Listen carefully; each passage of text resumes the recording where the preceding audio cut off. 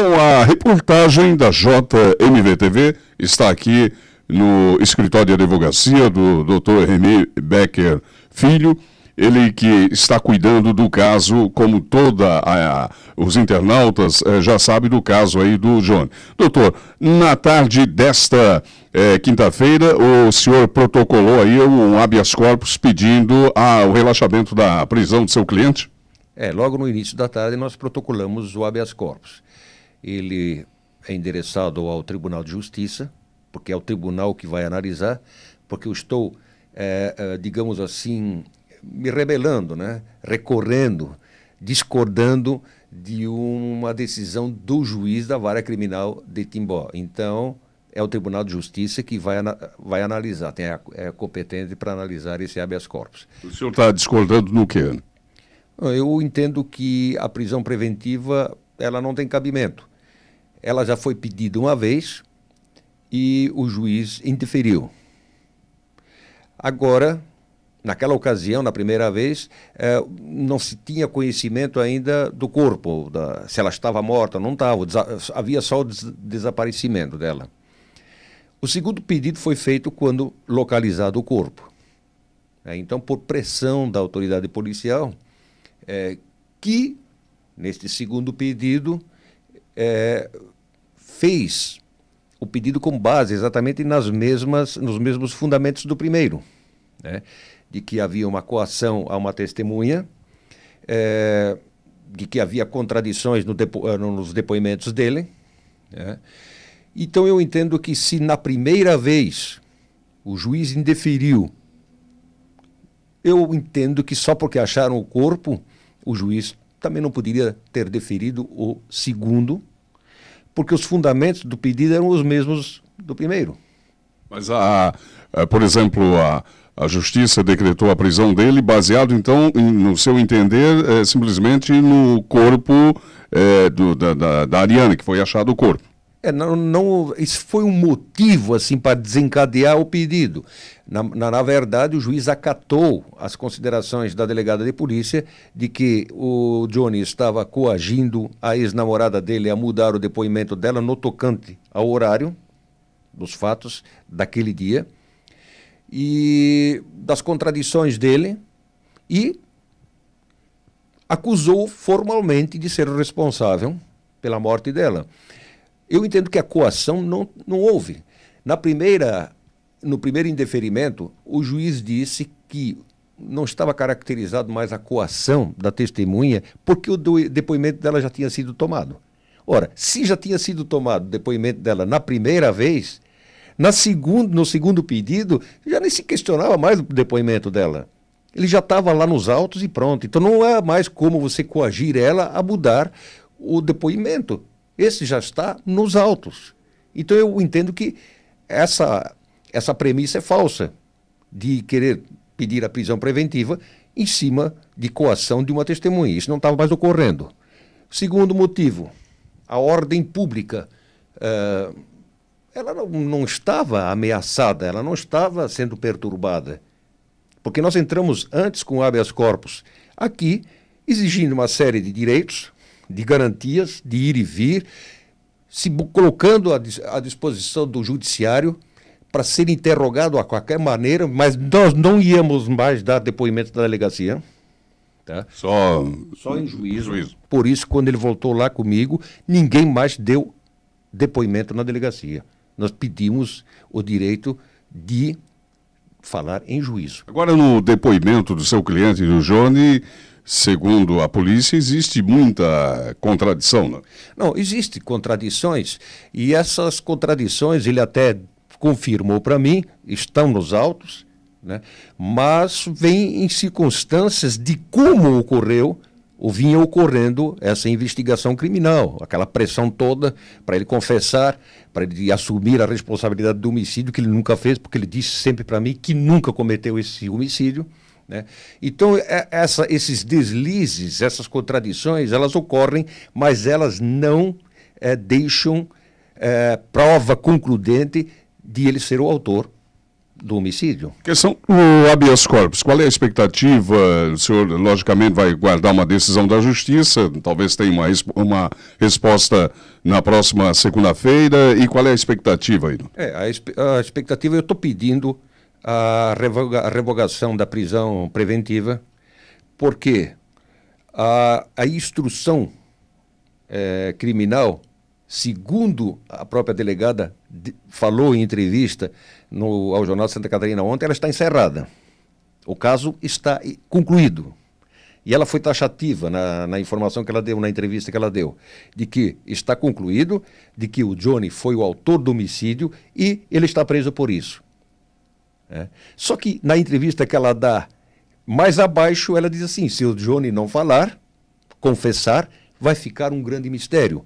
Então, eu entendo que esse inquérito, formalmente, ele pode estar concluído, mas nós não temos a segurança de quem é realmente o responsável pelo homicídio. Qual é a linha de raciocínio, então, que o senhor está trabalhando aí para defender o Johnny? Então, no habeas corpus, que estamos entrando no tribunal, eu estou levantando ao tribunal essa circunstância de que se ele está concluído, não há mais coação na instrução. E também não há assim, uma ameaça à ordem pública.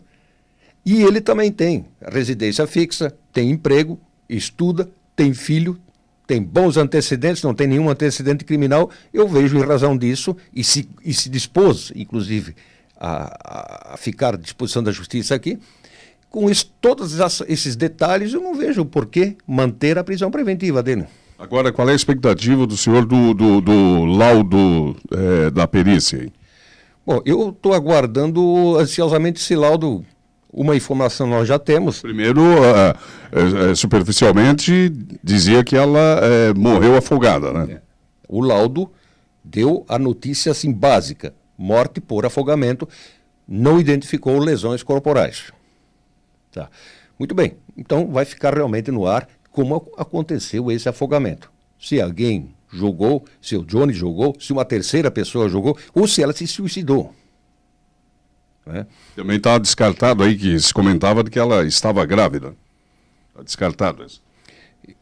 De repente o laudo deve dizer, eu não sei, eu vi esses comentários, mas sobre isso também eu não posso dar nenhuma afirmação, porque eu não tenho conhecimentos para isso, né?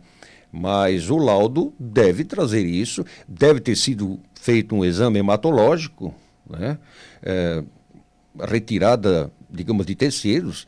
Vamos ver se há elementos aí a mais que podem ter influenciado, de repente, uma atitude mais estranha, tóxicos, alguma coisa desse sentido.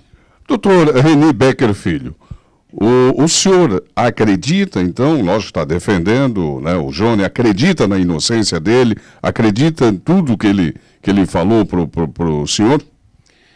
Eu, na defesa dele, sempre falei que eu teria que ter certas diretrizes, certas informações acerca do caso para poder ver como se faz a defesa, quais as variantes, que caminhos poderíamos pegar, adotar para fazer a defesa.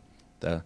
Então, sempre perguntei a ele se ele tinha algum envolvimento com esse caso.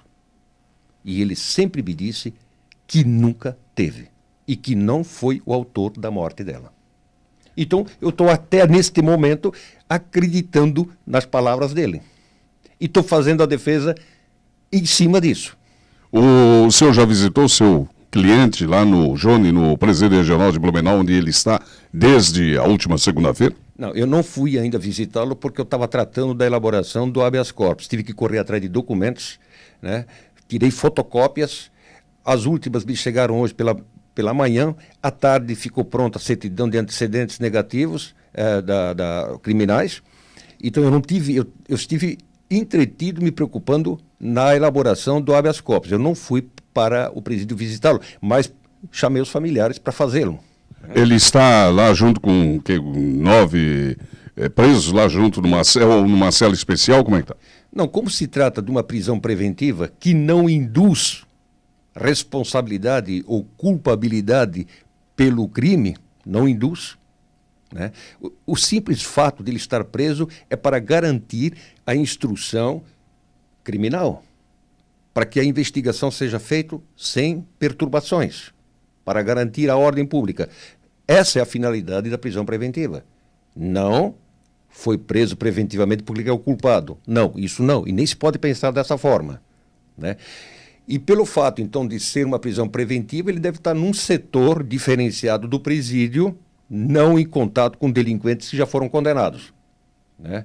Passa-se por uma triagem e se fica em lugares diferentes lá, mais apropriados para esse tipo de prisão. O senhor até já parece que já entrou em contato com o presídio de Blumenau para que a família, a mãe, os pais possam visitá-lo lá no presídio regional de Blumenau. Tudo isso já acertei com os familiares dele. Especificamente um primo com quem eu tenho o contato mais direto, né? Porque os pais, eu pouco tenho contato, são pessoas humildes, trabalham e eu não consigo me encontrar com eles. Prisão preventiva dele, inicialmente, 10 dias, né? Exatamente. E a possibilidade nesses 10 dias, se não provar nada, ele ser solto. E terminada principalmente a instrução, né?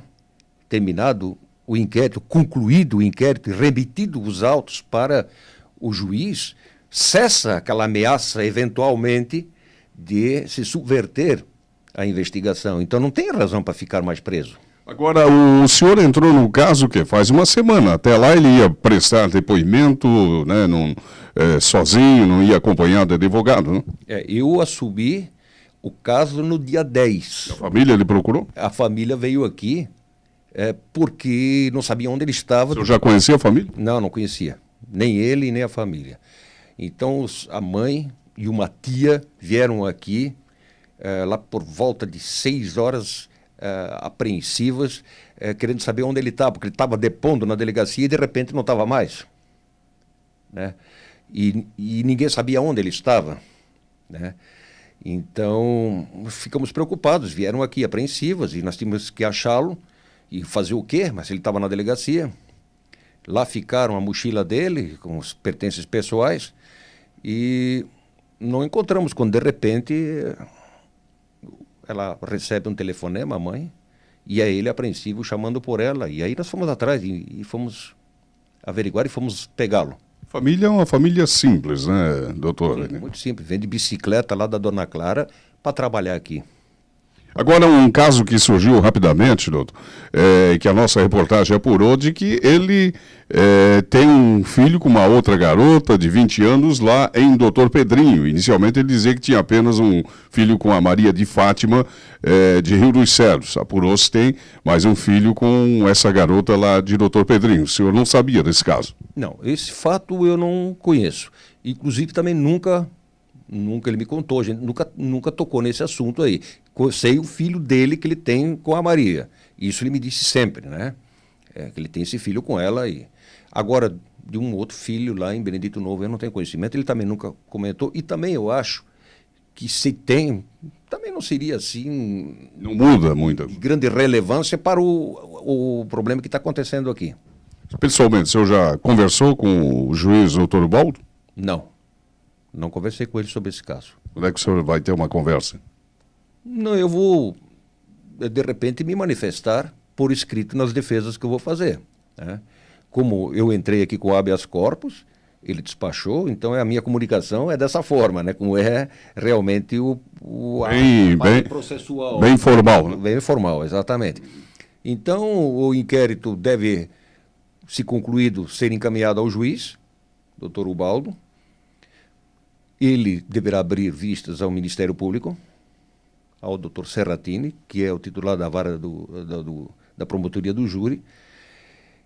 Se ele achar que novas investigações precisam ser feitas, ele vai pedir isso ao juiz, e o juiz baixa novamente os autos para a delegacia, para satisfazer aquelas diligências que o promotor está pedindo. Se o promotor se der por satisfeito com todas as informações que tem o inquérito, ele deflagra o processo criminal oferecendo a denúncia e enquadrando, tipificando o delito. Então o juiz recebe essa denúncia e abre um prazo de 10 dias ao réu, então, para fazer a defesa por escrito. E depois vai-se para a instrução do processo.